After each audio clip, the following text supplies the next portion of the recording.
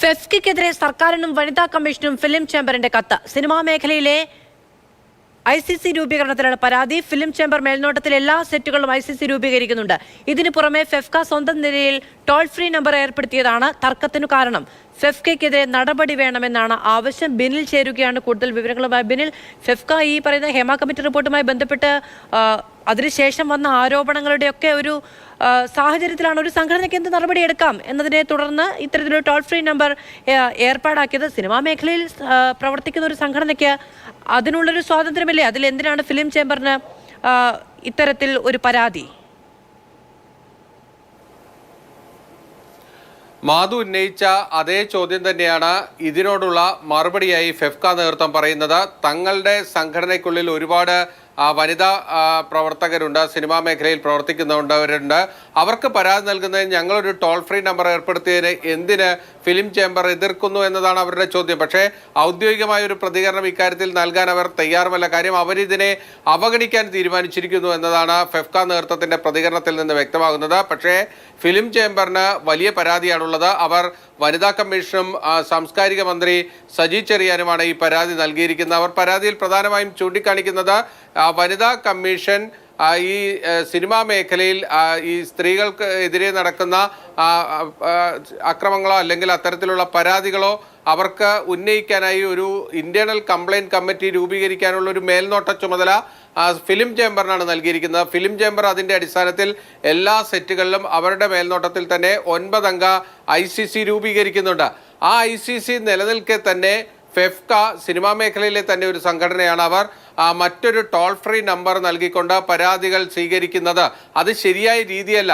അവർക്കെതിരെ നടപടി വേണമെന്നതാണ് ഫെഫ്കയ്ക്കെതിരായിട്ടുള്ള ഫിലിം ചേംബറിന്റെ പരാതി. ഇത് രണ്ട് സംഘടനകൾ തമ്മിലുള്ള അഭിപ്രായ ഭിന്നത തന്നെയാണ് ഇക്കാര്യത്തിലുള്ളത്. അതിൽ ഫിലിം ചേംബറിന് ഫെഫ്കയുടെ നിലപാടിനോട് യോജിപ്പില്ല. അതുകൊണ്ടാണ് അവർ നേരിട്ട് സർക്കാരിലും വനിതാ കമ്മീഷനെ സമീപിച്ചിരിക്കുന്നത്. ഇത് തങ്ങളുടെ അവകാശമാണ്. ഈ അവകാശത്തിന്മേൽ ഫെഫ്ക മറ്റൊരു തരത്തിൽ ഇടപെടൽ അനുവദിക്കില്ല എന്നതാണ് അവർ ഈ കത്തിലൂടെ ഉദ്ദേശിക്കുന്നത്. പക്ഷേ ഇതിൽ മാധു നേരത്തെ സൂചിപ്പിച്ച അതേ പ്രശ്നം തന്നെയാണ് നിലനിൽക്കുന്നത്. അതായത് ഫെഫ്കയിലും വനിതകളായ ഒരുപാട് സിനിമാ പ്രവർത്തകരുണ്ട്. അവർക്ക് അവരുടേതായ പരാതി അവരുടെ ഒരു സംഘടനാ ഫോറത്തിൽ പറയുന്നതിന് ഒരു അവസരം ഒരുക്കുന്നതിന് എന്താണ് തെറ്റ് എന്നത് തന്നെയാണ് ഏറ്റവും പ്രധാനപ്പെട്ട ചോദ്യം. സിനിമാ മേഖലയിൽ എല്ലായിടത്തും ICC രൂപീകരിക്കും, എല്ലാ സെറ്റുകളിലും രൂപീകരിക്കുമെന്നൊക്കെ തന്നെ പറയുന്നുണ്ടെങ്കിലും നമ്മൾ കഴിഞ്ഞ കാലത്തെ പല അനുഭവങ്ങളും എടുത്തു നോക്കിയാൽ അത്തരത്തിൽ പലയിടത്തും ഉണ്ടായിരുന്നില്ല എന്നത് സിനിമാ മേഖലയിലെ തന്നെ എല്ലാവരും തുറന്നു സമ്മതിക്കുന്ന ഒരു കാര്യം കൂടിയാണ്. ഇപ്പോൾ ഈ ഹേമ കമ്മിറ്റി റിപ്പോർട്ട് പുറത്തു വന്ന ശേഷം ഇത്തരത്തിൽ ഈ രണ്ട് സംഘടനകൾക്കിടയിൽ ഇത്തരത്തിലൊരു തർക്കം ഉടലെടുത്തിരിക്കുന്നു എന്ന് വേണം പറയാൻ. ബിനിൽ, അതുപോലെ സിനിമാ സംഘടനകൾ തമ്മിൽ നേരിട്ടുള്ള പോരിന് ഇറങ്ങുകയാണോ? ഇന്നിപ്പോ സിദ്ദിഖിന്റെ മുൻകൂർ ജാമ്യാപേക്ഷയിൽ അവിടെ പറയുന്ന ഒരു കാര്യം എന്ന് പറയുന്നത് അമ്മയും WCCയും തമ്മിലുള്ള പ്രശ്നമാണ് ഇതിനൊക്കെ കാരണം എന്നുള്ളതാണ്. ഇപ്പോൾ ഫിലിം ചേംബറും ഫെഫ്കയും തമ്മിൽ ഇത്തരത്തിൽ പ്രശ്നങ്ങൾ ഉണ്ടാകുന്നു. ഹേമ കമ്മിറ്റി റിപ്പോർട്ടിന്റെ പ്രതിഫലനങ്ങൾ പല തലങ്ങളിലാണ്. മാധു, ഈ ഹേമ കമ്മിറ്റി റിപ്പോർട്ട് പുറത്തു വന്ന ശേഷം മലയാള സിനിമ ആകെ ഒന്ന് ആടി ഉലഞ്ഞു നിൽക്കുകയാണ്.